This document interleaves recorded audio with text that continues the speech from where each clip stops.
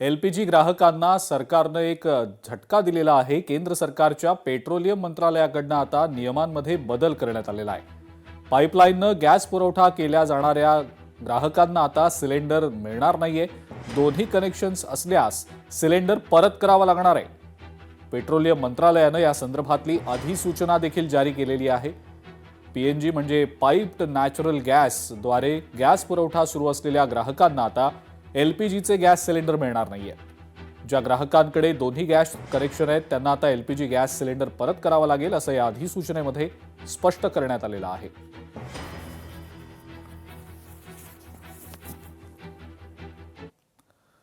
तृणमूल काँग्रेसच्या गुंडगिरीचे दिवस आता संपणार आहेत, असं वक्तव्य पंतप्रधान मोदींनी केलेलं आहे।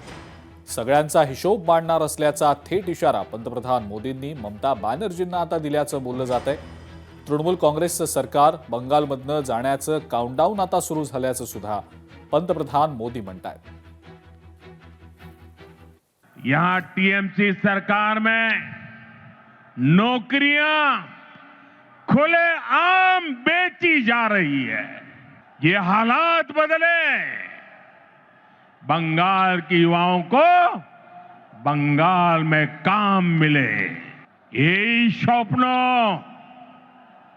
আপনার আর এই স্বপ্ন পূরণ করা मोदीर ग्यारंटी। नागपूरमधल्या एसबीएल कंपनीतल्या स्फोट प्रकरणामध्ये आता मृतांची संख्या 24 वर पोहोचलेली आहे। कंपनीचे मूळ मालक आलोक चौधरी आणि संजय चौधरी हे अजूनही फरारच आहेत। या घटनेला 15 दिवस उलटून सुद्धा कंपनी मालकांवर अद्याप कारवाई का करण्यात आलेली नाही? कंपनीच्या मालकांवर कुणाचा वरदहस्त आहे का, असे अनेक सवाल उपस्थित होत आहेत। शिवाय पोलिसांच्या कार्यप्रणालीवर सुद्धा अनेक प्रश्नचिन्ह या सगळ्यानंतर आता उपस्थित होत आहेत।